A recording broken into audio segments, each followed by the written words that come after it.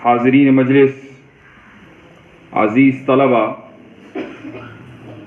آج کی اس مناظرے کی نشست کو سن کر اور دیکھ کر ایسا لگا کہ 24-25 سال پہلے کا دور دوبارہ آ گیا ہو۔ میں کبھی ادھر اور کبھی ادھر 24-25 سال پہلے اسی طریقے سے اسی درسگاہ میں آپ ہی کی طرح پریکٹس کیا کرتا تھا، اور اس پریکٹس کا نتیجہ وہ ہے جو آج آپ دیکھ رہے ہیں۔ یہ جو شعبہ مناظرہ ہے، ابھی کچھ دن پہلے، غالباً 2-3 دن پہلے کی بات ہوگی، ایک صاحب ہمارے گھر آئے اور باتوں باتوں میں میرے زبان سے شعبہ مناظرے کا نام نکلا۔ ابھی میں کچھ کہتا ہی تو وہ کہنے لگے کہ نہایت واہیات شعبہ ہے۔ حالانکہ میں تعریفاً کچھ آگے کہنے والا تھا، انہوں نے میری بات کاٹ دی۔ چونکہ گھر پر مہمان تھے اس لیے میں نے کچھ نہ کہا اور میں خاموش رہا۔ بعض مرتبہ مہمانوں کا اکرام اس طریقے سے بھی کرنا پڑتا ہے، ضروری نہیں ہے کہ ہر چیز کا جواب دیا جائے، لیکن الحمدللہ یہ اس شعبے کا فیض ہے جو اس وقت پوری دنیا میں سوشل میڈیا کے ذریعے بہت سے لوگوں کے توسط سے پھیل رہا ہے۔ ہم نے ایک خاص موضوع کا انتخاب کیا اور وہ ہے رد الحاد و ارتداد۔ اس کے علاوہ بھی اور بھی بہت سے موضوعات ہیں کہ جن کی سخت ضرورت ہے، اور ماشاءاللہ یہ شعبہ، یہ انجمن اس ضرورت کو پورا کرنے کے لیے ایک ٹیم تیار کر رہی ہے۔ ہر سال اس طرح کے افراد نکلتے ہیں اور دنیا بھر میں پھیل جاتے ہیں۔ یہ جو آج کا عنوان ہے، یہ دراصل لبرلزم کی شاخ ہے، یعنی جتنے بھی اعتراضات ہوئے ہیں الحاد کی طرف سے اسلام کے اوپر، مسلمانوں کے اوپر، ان اعتراضات کا تعلق لبرلزم سے ہے۔ وہ ملحد ہو ہی نہیں سکتا، اپنے الحاد میں وہ مخلص ہو ہی نہیں سکتا جب تک کہ وہ لبرل نہ ہو۔ تو ہاں، لیکن یہ ضرور ہے کہ بہت سے لبرل ایسے ہوتے ہیں جو ملحد نہ ہوں، تو گویا کہ اس میں عموم خصوص مطلق کی نسبت ہے۔ تو لبرلزم کیا ہے اگر آپ نے اس کو سمجھ لیا اور اس کے جو اصول و ضوابط ہیں اور اس کے جو جوابات ہیں وہ آپ نے اگر جان لی اور سمجھ لیے، تو شاید ہی ملحد کا کوئی اعتراض ایسا ہو کہ جس کا جواب آپ نہ دے سکیں، نہ دے پائیں۔ لبرلزم کی کل 4 بنیادیں ہیں۔ اس میں سے میں صرف ایک بنیاد کے اوپر مختصر گفتگو کروں گا انشاءاللہ۔ پہلی جو بنیاد ہے وہ ہے دا گولڈن رول، جس کو ہم اردو میں سنہرا اصول کہہ سکتے ہیں۔ دوسری بنیاد ہے دا ہارن پرنسپل، جس کو ہم اصول ضرر کہہ سکتے ہیں۔ اور تیسری بنیاد ہے یوٹیلیٹیرینزم، جس کو ہم نظریہ منفعت کہہ سکتے ہیں۔ اور چوتھی بنیاد ہے ہیڈنزم، جس کو ہم نظریہ لذت کہہ سکتے ہیں۔ نظریہ منفعت اور نظریہ لذت بعض لوگوں کے نزدیک ایک ہی چیز ہے اور بعض لوگوں کے نزدیک 2 الگ الگ نظریات ہیں۔ جب ہم یہ اصطلاحات استعمال کرتے ہیں تو بہت سے لوگ یہ سمجھتے ہیں کہ ان اصطلاحات کا مطالعہ بس وہی لوگ کر سکتے ہوں گے جو انگریزی جانتے ہیں یا وہ فرینچ جانتے ہیں، جرمن جانتے ہیں، لیکن ایسا نہیں ہے۔ آپ اگر اپنے اکابر کی ہی کتابوں کا مطالعہ کر لیں تو یہ ساری چیزیں وہاں موجود ہیں۔ بس یہ ہے کہ آپ کو ان کی کتابوں کے بارے میں علم ہونا چاہیے اور ان کی کتابوں کو پڑھنے کا شوق اور رغبت ہونی چاہیے اور ان کی کتابوں کی سمجھنے کی صلاحیت ہونی چاہیے۔ ایک کتاب حضرت مولانا حفظ الرحمان سہاروی رحمہ اللہ نے لکھی ہے، اخلاق اور فلسفہ اخلاق۔ یہ کتاب، اس کی PDF موجود ہے، اور جب آپ اس کتاب کو پڑھتے ہیں تو یقیناً آپ حیرت میں مبتلا ہوں گے کہ حضرت مولانا رحمہ اللہ نے اس زمانے میں، جبکہ انٹرنیٹ نہیں تھا، سوشل میڈیا نہیں تھا اور کتابوں کی فراوانی، دوسری زبانوں کی کتابوں کی فراوانی اتنی نہیں تھی، تراجم نہیں تھے، اس کے باوجود اس موضوع کے اوپر جو کتاب لکھی ہے اور اس میں جو ریفرنسز ہیں، جو حوالے ہیں، وہ اردو کی کتابوں کے نہیں ہیں، وہ کچھ عربی کی کتابوں کے ہیں، زیادہ تر وہ انگریزی کی کتابوں کے ہیں۔ اور حضرت نے یہ تمام کے تمام نظریات اس کے اندر لکھے ہیں۔ چونکہ خالص ایک فکری کتاب ہے تو بعض جگہ خشکی محسوس ہوتی ہے، لیکن ان موضوعات کے اوپر مطالعہ کرنے کے لیے اتنی خشکی برداشت کرنی ضروری ہے۔ تو حضرت مولانا نے جو یہ کتاب لکھی ہے یہ تمام نظریات اس میں لکھ دیے. اس لیے میں ہمیشہ کہتا ہوں کہ اپنے اکابر کی کتابوں سے ہٹ کر کہیں اور دیکھنے کی ضرورت نہیں ہے. ماشاء اللہ مکمل لٹریچر تیار ہے, بس پڑھنے والوں کی دیر ہے اور پڑھنے والوں کی ضرورت ہے. یوٹیلیٹیرینزم جو تیسرا اصول ہے, اس پر مختصر گفتگو انشاءاللہ میں آج کروں گا. یوٹیلیٹیرینزم نکلا ہے لفظ یوٹیلیٹی سے, اور یوٹیلیٹی کے معنی آتے ہیں نفع, یعنی جو چیز نافع ہے, جس چیز میں لذت ہے, جو چیز اچھی ہے وہ اخلاقی ہے, اور جس چیز میں لذت یا نفع نہیں ہے وہ غیر اخلاقی ہے. اس نظریے کو پیش کرنے والے دو افراد ہیں. ان میں ایک شخص کا نام ہے جیرمی بینتھم اور دوسرے کا نام ہے جان اسٹوارٹ مل. جیرمی بینتھم سے جب یہ پوچھا گیا کہ یوٹیلیٹیرینزم میں یہ لفظ آتا ہے کہ جو چیز قابل نفع ہو اس کو زیادہ سے زیادہ بڑھاوا دیا جائے اور اس کو با اخلاق مان لیا جائے, اس کو اخلاقی معیار پر مانا جائے, اور جو چیز قابل نفع نہ ہو اس کو غیر اخلاقی تصور کیا جائے, تو قابل نفع ہونے نہ ہونے کا معیار کیا ہے؟ تو جیرمی بینتھم نے کہا کہ اس کا معیار ہے لذت. اگر کسی چیز میں آپ کو لذت مل رہی ہے تو اس کو بڑھاوا دیا جائے گا, اور اگر کسی چیز میں لذت نہیں مل رہی ہے, درد ہے, تو اس کو ختم کیا جائے گا, معاشرے سے اس کو ختم کرنے کی کوشش کی جائے گی. یہ ہے یوٹیلیٹیرینزم. تو اس کی بنیاد لذت ہے. لیکن ان لوگوں کا جو ضابطہ ہوتا ہے, جو قواعد اور اصول ہوتے ہیں, اکثر و بیشتر ایسا ہوتا ہے کہ یہ ٹوٹ جاتے ہیں. ایک دو مثال میں ان کی تطبیق دی جا سکتی ہے, پھر دوسری مثالیں آتی ہیں وہاں یہ اصول ٹوٹ جاتے ہیں. یہ جو عدم توازن اور عدم تناسب ہے, یہی دراصل ان لوگوں کی سب سے بڑی کمزوری ہے, لیکن انہیں اس کمزوری کا احساس نہیں ہے. میں چند مثالیں آپ کے سامنے پیش کرنا چاہوں گا. لذت اگر اخلاق کی بنیاد اور پیمانہ ہے تو کس کی لذت؟ دو اس کی مثالیں ہیں. پہلی مثال ہے انفرادی لذت.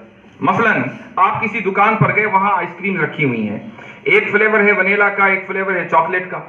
اب آپ یہ منتخب کرنا چاہتے ہیں, پیسے اتنے ہی ہیں, ایک ہی فلیور لے سکتے ہیں, تو اب آپ منتخب کریں گے کہ کون سا فلیور لوں. تو کس چیز کا کیا بنیاد ہے آپ کی؟ بنیاد ہے لذت, کہ آپ اس وقت یہ ڈیسائیڈ کرتے ہیں کہ کون سا فلیور کھانے میں مجھے زیادہ مزہ آنے والا ہے.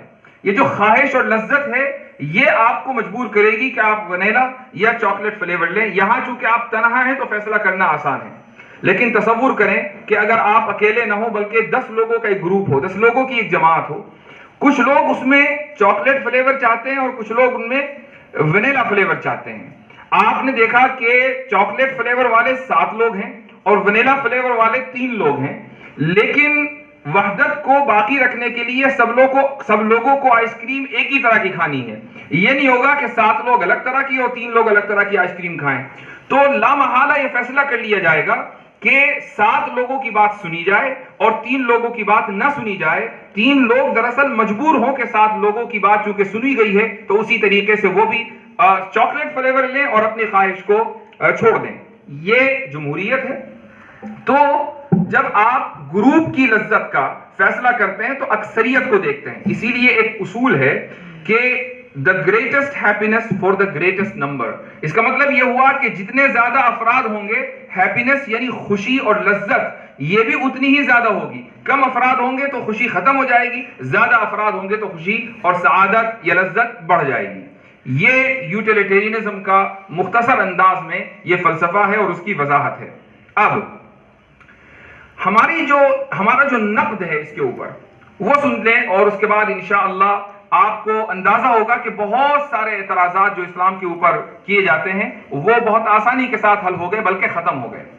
پہلا جو نقد ہے وہ یہ ہے کہ یوٹیلیٹیرینزم جو ملحدین کے نزدیک مغربی تہذیب میں اخلاق کا سب سے بڑا پیمانہ ہے, وہ بہت سے اخلاق سے متعلق سوالات کا جواب صحیح نہیں دے پاتا. یہ پیمانہ درست نہیں ہے. بہت سے اخلاقی سوالات کے جب جواب ہم اس پیمانے کی بنیاد پر تلاش کرتے ہیں تو وہ جواب غلط ہوتے ہیں.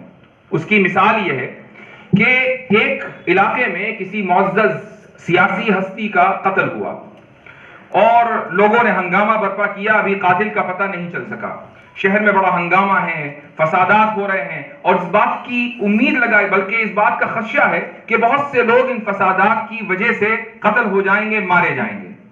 عدالت بیٹھی اور ایک جج نے ایک ملزم کو پیش کیا گیا اور اس جج نے اس ملزم کے بارے میں یہ فیصلہ کیا کہ یہی قاتل ہے، حالانکہ اس کو معلوم ہے کہ وہ معصوم ہے، گنہگار نہیں ہے، لیکن اس نے اس کے قاتل ہونے کا فیصلہ کیا۔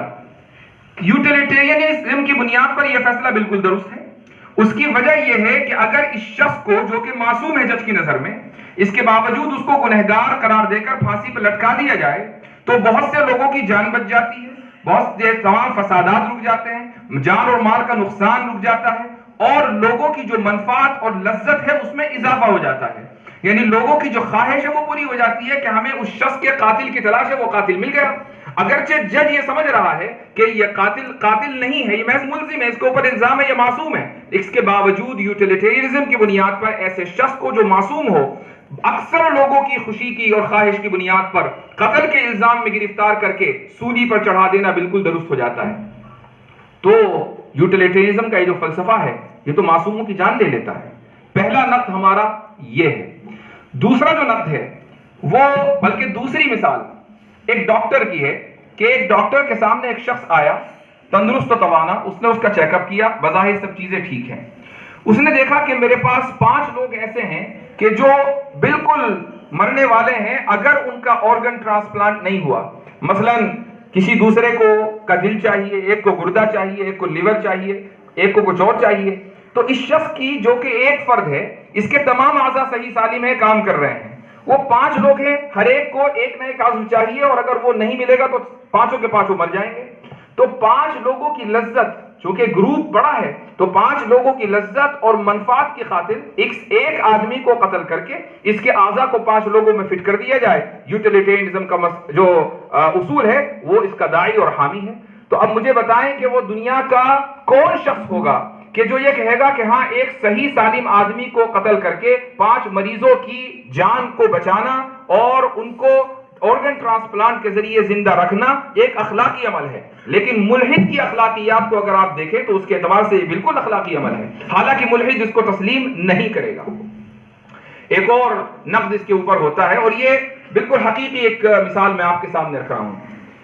90 کی دہائی بلکہ 80 کی اواخر میں اور 90 کے اوائل میں ساؤتھ افریقہ میں تحریک آزادی چلی اور اس آزادی سے پہلے ساؤتھ افریقہ کی حکومت کو اپارتھائڈ اسٹیٹ بولا جاتا تھا، یعنی ایک ایسی ریاست تھی کہ جہاں پر رنگ اور نسل کی بنیاد پر تقسیم تھی، گوروں کے علاقے الگ تھے، کالوں کے علاقے الگ تھے، اور کالے جو کہ تعداد میں زیادہ تھے، اکثریت تھی ان کی، وہ یہ چاہتے تھے کہ ہم حکومت میں آئیں، لیکن کالوں کی حکومت کی اجازت نہیں تھی اور گورے ان کو حکومت سے باہر رکھتے تھے۔ گوروں کی دلیل کیا تھی؟ یوٹیلیٹیرینزم۔ گوروں کی دلیل یہ تھی کہ ہم نے کینیا میں دیکھا، ہم نے زامبیا میں دیکھا، ہم نے افریقہ کے دوسرے ممالک میں دیکھا کہ جہاں جہاں گوروں نے حکومت کا ٹرانسفر کالوں کی طرف کیا وہاں بدامنی پھیلی، ملک میں فساد پھیلا، جان و مال کا نقصان ہوا اور حکومت فیل ہو گئی، ملک کے اندر یعنی قحط سالی چھا گئی اور لوگ بھوک سے مرنے لگے۔ یہ ساری صورتحال ہوئی ہے، لہٰذا یوٹیلیٹیرینزم کے فلسفے کی بنیاد پر ہمیں یہ حق ہے کہ ہم ساؤتھ افریقہ میں حکومت کرتے رہیں اور کالے حکومت سے باہر رہیں، گورے اگرچہ اقلیت میں ہیں لیکن حکومت میں باقی رہیں۔ یہ اپارتھائڈ اسٹیٹ کا فلسفہ تھا، اس کی دلیل تھی اپنی حکومت کو جسٹیفائی کرنے کے لیے۔ آج آپ کسی بھی ملحد کو پکڑیں، جس سے بھی بحث ہو، اس سے یہ سوال کیجئے گا، پہلا سوال، کیا تم ساؤتھ افریقہ کی اپارتھائڈ ریاست کو صحیح سمجھتے ہو؟ وہ مر جائے گا 100 مرتبہ لیکن اس کو تسلیم نہیں کرے گا، وہ یہ کہے گا کہ نہیں وہ ایک ظالم اور جابر ریاست تھی، ہم تو ایکوالٹی کے قائل ہیں، چونکہ اگر وہ اس ریاست کو صحیح سمجھے گا تو ایکوالٹی کا اصول جائے گا اور ایکوالٹی کا اصول ان کا پہلا کلمہ ہے۔ تو ایکوالٹی کے اصول کی وجہ سے یعنی نظریہ مساوات کی وجہ سے وہ کسی بھی صورت میں اپارتھائڈ اسٹیٹ کو جسٹیفائی نہیں کرے گا، لیکن اپارتھائڈ اسٹیٹ کو جسٹیفائی کرنے کی جو دلیل ہے وہ یوٹیلیٹیرینزم ہے، اور یوٹیلیٹیرینزم لبرلزم کی بنیاد ہے۔ تو یا تو آپ لبرلزم کو چھوڑ دیں یا پھر نظریہ مساوات کو چھوڑ دیں، بہتر یہ ہے کہ آپ الحادی کو چھوڑ دیں۔ تو ملحدین سے جو سوال اور گفتگو ہونی چاہیے وہ ان کے اپنے اصولوں کی بنیاد پر ہونی چاہیے۔ آج کی اس گفتگو میں جو مناظرہ ہوا اس میں ایک مثال آئی غلامی کی، اسی طریقے سے ایک اعتراض آیا سیدنا حضرت عائشہ رضی اللہ عنہا کی عمر سے متعلق۔ یہ دونوں مسئلے بھی یوٹیلیٹیرینزم سے جڑے ہوئے ہیں۔ مثلا غلامی کا مسئلہ ہے، امریکہ میں غلامی 1880 میں ختم ہوئی ہے. 1880 میں ایک صدر تھا ابراہم لنکن، اس نے ایک قانون پاس کیا اور اس قانون کی روشنی میں ایک دستخط کے نتیجے میں امریکہ کے جتنے بھی سیاہ فام غلام تھے وہ سارے کے سارے آزاد ہو گئے. اور اس کے بعد وہاں جنگ چلی جو کہ جس کو خانہ جنگی کہا جاتا ہے. اس جنگ میں جو علاقہ تھا امریکہ کا، جنوبی صوبے ایک طرف تھے اور شمالی صوبے ایک طرف تھے. شمالی صوبوں میں کھیتی زیادہ ہوتی ہے، جنوبی صوبوں میں کھیتی کم ہوتی ہے. یہاں انڈسٹریلائزیشن تھا، یہاں فیکٹریاں لگ رہی تھی، کمپنیاں آ رہی تھی. تو جو شمالی صوبے تھے ان کا دعویٰ یہ تھا کہ نہیں، ہمیں ان کالوں کو غلام رکھنا ہے، اور اس لیے رکھنا ہے کہ ہمیں کھیت میں کام کرنے والوں کی ضرورت ہے. جب کھیت میں کام ہوگا تو ملک کی معیشت مضبوط ہوگی، ملک کی معیشت مضبوط ہوگی تو جس طریقے سے گوروں کو کھانا ملے گا کالوں کو بھی کھانا ملے گا. یوٹیلیٹیرینزم کی بنیاد پر غلامی بالکل صحیح ہے، یہ ان کی دلیل تھی. یہی دلیل وہ غلامی کو جسٹیفائی کرنے کے لیے دے رہے تھے. شمالی صوبے اخلاقی بنیادوں پر یہ کہہ رہے تھے کہ نہیں، رنگ اور نسل کی بنیاد پر مساوات ہونی چاہیے، ہم کالوں کو اپنا غلام نہیں رکھ سکتے، ان کو آزادی دینی چاہیے. یہ الگ بات ہے کہ ان کا جو خفیہ ایجنڈا تھا وہ کچھ اور تھا. لیکن آپ اگر شمالی صوبوں کی جو دلیل ہے اس کو دیکھیں تو اس کے اعتبار سے تو غلامی بالکل ٹھیک ہے. غلاموں سے معیشت کو فائدہ ہوتا ہے، اس میں کوئی شک نہیں. تو اگر یہ بات تسلیم کر لی جائے، یوٹیلیٹی کا اصول مان لیا جائے، تو اسلام میں بھی اگر یہ الزامی دلیل ہے، اسلام میں بھی اگر غلامی کو باقی رکھا گیا، اس کی کسی بھی نوع اور شکل میں اس کو باقی رکھا گیا، تو یہ کہا جا سکتا ہے کہ اس لیے باقی رکھا گیا کہ ملک کی اکانومی کو اس کی ضرورت ہے، ملک کی معیشت کو اس کی ضرورت ہے. اور تو اور ضرورت اکانومی کو نہ ہو لیکن مستقبل کے خطرے کو ٹالنے کے لیے ضرورت ہے کہ اگر ان غلاموں کو غلام نہ بنایا جائے، آزاد کر دیا جائے، تو یہ اپنے ملک جا کر واپس اسلامی حکومت کے اوپر حملہ کریں گے. تو یوٹیلیٹی کی بنیاد پر غلامی بالکل جسٹیفائی ہوتی ہے، اور یہ یوٹیلیٹی ہمارا اصول نہیں ہے بلکہ ان کا اصول ہے. اسی طریقے سے حضرت عائشہ رضی اللہ عنہا کا نکاح ہے. میں نے ابھی دو لذت کی دو قسمیں بیان کی، ایک انفرادی اور ایک اجتماعی. انفرادی کیا ہے کہ آپ کو دو چیزوں میں سے ایک چیز پسند آ رہی ہے، آپ نے ایک کا انتخاب کر لیا. اگر اسی اصول کو لے لیا جائے، اگر اسی اصول کو لے لیا جائے تو دنیا میں کسی بھی شخصیت کے اوپر آپ اعتراض نہیں کر سکتے کہ اس نے فلاں عورت سے یا فلاں لڑکی سے کسی بھی عمر میں نکاح کیوں کیا. اس کو پسند آ رہی تھی اس لیے کیا، آپ کے اصول کی بنیاد پر کیا. ہمارے اپنے اصول تو بہت بلند ہیں، جب ہم اپنے اصول کے اوپر بات کریں گے تو ہر چیز کو اخلاقی اعتبار سے درست ثابت کریں گے. لیکن جب ہم آپ کے اصول کو سامنے رکھتے ہیں تو پھر ایک مرد 9 سال کی بچی سے نہیں، 2 سال کی بچی سے بھی نکاح کرے گا تو آپ کے اصول کے اعتبار سے یہ چیز اخلاقی ٹھہرے گی. اب وہ مجبور ہیں کہ آپ ان کو ڈیفینسو پوزیشن میں جب لے کر آ جائیں تو وہ مجبور ہیں کہ ان چیزوں کا جواب دیں. جب سوال یہ ہوتا ہے کہ حضرت عائشہ رضی اللہ عنہا سے آپ صلی اللہ علیہ وسلم نے نکاح کیا، حضرت عائشہ تو اتنی عمر کی تھی اتنی عمر کی تھی، تو آپ سیدھا پوچھیں بھائی کتنی عمر کی ہونی چاہیے.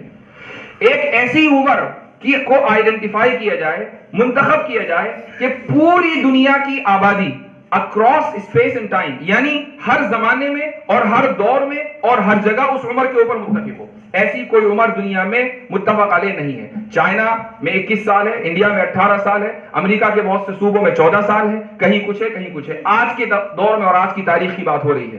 ماضی میں آپ چلے جائیں تو 9 سال 10 سال 11 سال 12 سال یہ بالکل عام معمول تھا. بلکہ آپ اپنے بڑوں سے پوچھیں، آپ اپنے والدین اور اگر دادا دادی حیات ہو ان سے پوچھیں کہ ان کے والدین اور دادا دادی نے کس عمر میں نکاح کیا تھا، تو ہر ایک بتائے گا کہ ہم 12 سال کے تھے یا ہمارے دادا دادی 12 سال کے تھے، کوئی 9 سال کا تو کوئی 10 سال کا. تو پوری دنیا کے اندر یہ چیز بالکل عام تھی. تو خلاصہ کلام یہ ہے کہ آپ ملحدین کے اصول کو لیں، ان اصول کے اوپر اعتراضات قائم کریں اور اس طریقے سے جواب دیں. اس کے لیے ضروری ہے کہ مغربی تہذیب کا مطالعہ ہونا چاہیے، لبرلزم کا مطالعہ ہونا چاہیے، سائنٹزم کا مطالعہ ہونا چاہیے، ڈارونزم کا مطالعہ ہونا چاہیے. جب ان ازمز کا آپ کے ذہن میں مطالعہ مستحضر ہوگا تو تبھی آپ ان کے اعتراضات کا، ملحدین کے سوالوں کا آپ اعتماد کے ساتھ جواب دے سکیں گے.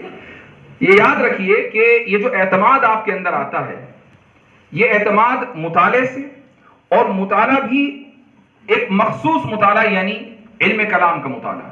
جب آپ علم کلام کا مطالعہ کریں گے اور اس انداز سے کریں گے کہ مجھے کل جواب دینا پڑ سکتا ہے، مجھے کوئی اسکول کا بچہ یا کالج کا اسٹوڈنٹ، یونیورسٹی کا اسٹوڈنٹ، کوئی ملحد، کوئی مرتد، کوئی تشکیک کا شکار شخص مجھ سے اگر سوال کر لے تو میں کیسے جواب دوں گا؟ اس نیت سے اگر آپ علم کلام کی کسی بھی کتاب کا مطالعہ کریں گے تو ہر لائن سے آپ خود ہی وہ اصول مستنبط کرتے چلے جائیں گے کہ جن کی بنیاد پر آپ کل انشاءاللہ جواب دینے کے قابل ہوں گے۔ مثال کے طور پر یہ جو میں نے ابھی بات کہی کہ ملحدین کے اصول ہیں وہ کبھی ٹکتے نہیں ہیں، ٹوٹ جاتے ہیں، کبھی ان کا اصول منطبق ہوتا ہے، کبھی ان کا اصول منطبق نہیں ہوتا۔ اب یہ چیز کہ جو ہر جگہ منطبق نہ ہو، ٹوٹ جائے، یہ چیز معیار نہیں ہو سکتی، شرع عقائد سے کیسے ثابت کریں گے؟ شرع عقائد میں اسباب علم کی بحث میں ایک چیز لکھی، ایک عبارت لکھی ہوئی ہے کہ نظر میں کبھی کبھی عقلاء کا اختلاف ہوتا ہے، ایک کے نزدیک نظر کے ذریعے ایک نتیجہ نکلتا ہے تو دوسرے کے نزدیک اسی نظر سے دوسرا نتیجہ نکلتا ہے۔ یہاں امام تفتزانی رحمہ اللہ کیا کہنا چاہ رہے ہیں؟ وہ یہ کہنا چاہ رہے ہیں کہ اگر نظر کے ذریعے، ترتیب عقل کے ذریعے نتائج مختلف ہو رہے ہیں تو نظر ذریعہ علم نہیں ہے، معیار نہیں ہے۔ اسی طریقے سے آپ نے یہاں سے یہ اصول نکالا کہ میں نے یوٹیلیٹرینزم کا مطالعہ کیا ہے، میں نے گولڈن پرنسپل کا یا اسی طریقے سے ہارن پرنسپل کا مطالعہ کیا ہے، یہ اصول کہیں تو منطبق ہوتے ہیں، کہیں منطبق نہیں ہوتے، کہیں ان کا نتیجہ کچھ نکلتا ہے اور کہیں ان کا نتیجہ کچھ نکلتا ہے۔ اس کا مطلب یہ ہوا کہ عقلاء کا اس بات کے اوپر اتفاق ہے کہ اگر ایک اصول کے نتائج مختلف ہوں تو پھر وہ اصول نہیں ہے، وہ فرع بھی نہیں ہے، وہ اس لائق نہیں ہے کہ اس سے کسی چیز کا استنباط کیا جائے۔ آپ نے شرع عقائد سے ہی اس مسئلے کو مستنبط کر لیا اور حل کر لیا۔ تو اب تو ماشاءاللہ شرع عقائد اور اس طرح کی جو علم کلام کی کتابیں ہیں ان کے تعلق سے ہمارے طلبہ میں شعور پیدا ہو گیا، اور یہ ایک بہت خوش آئند بات ہے۔ لیکن ہمارے دور میں اور اس کے بعد جو چند سال کا عرصہ آیا اس میں شرع عقائد کے تعلق سے یہ سمجھا جاتا تھا کہ بھائی امتحان کی کتاب ہے، اس کو نوٹس کے ذریعے اس کو رٹا مار دو اور امتحان دے دو، کسی طریقے سے نمبر آ جائیں گے اور دورے میں پہنچ جاؤ۔ لیکن یہ دراصل ہمارے اکابر کی فراست اور ان کی ذہانت ہے کہ انہوں نے ایسی کتاب کا انتخاب کیا ہے نصاب تعلیم کے لیے جو دنیا کے بہت سے مدارس میں جس کو چھوڑ دیا گیا، اور اگر پڑھایا جاتا ہے تو عذاب قبر سے پڑھایا جاتا ہے۔ میں کہتا ہوں کہ عذاب قبر تو ملحد کو بعد میں ہوگا، جب وہ مرے گا، مرنے سے پہلے کے جو مسائل ہیں وہ تو پہلے لکھے ہوئے ہیں، اس کو پڑھنا بے انتہا ضروری ہے۔ تو ہمارے اکابر نے اس کتاب کا انتخاب کیا اور اس کتاب کو نصاب کا حصہ بنائے رکھا۔ آج الحمدللہ یہ اویئرنیس، یہ رجحان ہو رہا ہے کہ اس کتاب کو صحیح طریقے سے پڑھ لیا جائے، سمجھ لیا جائے۔ بہت سے طلبہ مجھ سے پوچھتے ہیں کہ کوئی نسخہ بتا دیں کہ شرع عقائد سمجھ میں آ جائے، تو بھائی دیکھیں اس کا نسخہ تو کوئی نہیں ہے۔ ہاں اتنی بات ضرور ہے کہ اگر آپ اپنا ذہن کھلا رکھ کر اس کتاب کو سمجھیں گے اور کتاب کو امتحان کی نیت سے نہیں پڑھیں گے بلکہ ارتداد اور الحاد کا مقابلہ کرنے کی نیت سے اگر آپ اس کتاب کو پڑھیں گے تو انشاءاللہ آپ کو بڑا فائدہ ہوگا۔ شروع کے جو تقریباً یہاں پر الہیات کی بحث ہے، صفات کے مسئلے سے پہلے تک ساری بات نمٹ جاتی ہے، اسی میں فزکس بھی آ جاتی ہے، اسی میں انٹولوجی بھی آ جاتی ہے، اسی میں اپسٹیمولوجی بھی آ جاتی ہے، اس میں سب کچھ آ جاتا ہے۔ اور یہ 2-4 چیزیں ہیں، اگر آپ نے اس کے اوپر عبور حاصل کر لیا تو دنیا کا کوئی ملحد ایسا نہیں ہے کہ جو آپ کے سامنے ٹک سکے۔ یہ گارنٹیڈ ہے، یہ چیز ایسی ہے کہ اگر آپ خود تجربہ کرنا چاہیں تو کر کے دیکھ لیں۔ ہم گزشتہ 10 سال سے تجربہ کر رہے ہیں، الحمدللہ کوئی مرتد ٹک نہیں سکا ہے۔ تو بہرحال میں انہی الفاظ کے ساتھ اپنی بات ختم کرتا ہوں اور دعا گو ہوں کہ اللہ سبحانہ و تعالی ہم سب کے علم میں اضافہ کرے اور اس طرح کی مجالس کے ذریعے اللہ سبحانہ و تعالی ایسی ٹیم تیار کر دے جو رد فرق باطلہ اور رد ادیان باطلہ اس میں نام کمائے، اس میں آگے جائے اور پوری دنیا میں اسلام کا جھنڈا بلند کرے اور اس تحریک کو، اسلام کے پیغام کو عالمی سطح کے اوپر لے کر جائے۔ جزاکم اللہ خیر الجزاء وآخر دعوانا الحمدللہ رب العالمین۔